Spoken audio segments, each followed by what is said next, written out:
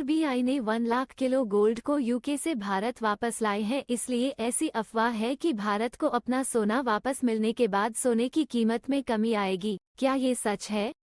कृपया ध्यान दें कि देश को कोई सीधा लाभ नहीं है, ये सिर्फ सोने के भंडारण के स्थान में बदलाव है। हम अभी अभी अपना सोना वापस लाए हैं।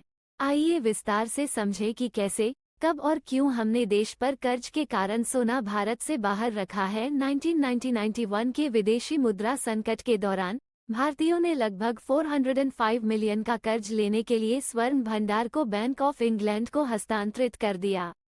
हालांकि कर्ज को नवंबर 1991 में देश को वापस किया गया, लेकिन फिर भी आरबीआई ने लॉजिस्टिकल कारणों से गोल्ड को यूके में रखने का निर्णय लिया।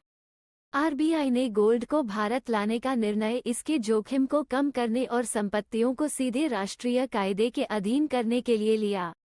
साथ ही घरेलू स्टोरेज से गोल्ड को विदेशी खजानों और कस्टोडियंस के साथ जुड़ी अनिश्चितताओं को भी खत्म करता है। मार्च के अंत में आरबीआई के पास 822.1 टन गोल्ड था, जिसमें 413.8 टन विदेशों में संग्रहित था। आरबीआई हालिया वर्ष में 27.5 टन गोल्ड खरीदने वाले केंद्रीय बैंकों में से एक है। आरबीआई के पास कुल गोल्ड अब FY24 में 822 मीट्रिक टन है, जिसमें एक महत्वपूर्ण हिस्सा विदेशी खजानों में संग्रहित है, जिसमें बैंक ऑफ इंग्लैंड भी शामिल है। ये कदम भौगोलिक टेंशन और पश्चिम के रूसी संपत्तियों को जमाने के बारे में चिंताओं के माहौल में आता है, जिसने विदेशी संपत्तियों की सुरक्षा के बारे में अधिक चिंता को बढ़ाया है। गोल्ड को कैसे पहुंचाया गया था? गोल्ड की बड़ी मात्रा को पहुंचाने के लिए एक विशेष विमान और समग्र सुरक्षा व्यवस्थाएं आवश्यक थीं। ये कदम आरबीआई को कुछ स्टोरेज लागत से बचाने में भी मदद करेगा, हालांकि ये बचत अत्यधिक महत्वपूर्ण नहीं है। ये कैसे योजनाबद्ध किया गया था?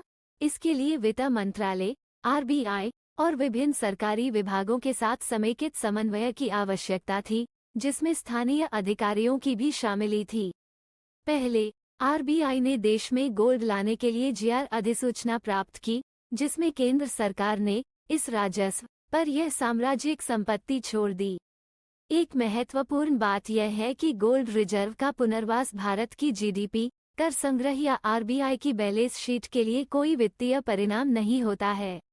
ऑपरेशन केवल गोल्ड के भंडारण स्थान में परिवर्तन को शामिल करता है, बिना किसी कुल मात्रा को प्रभावित किए।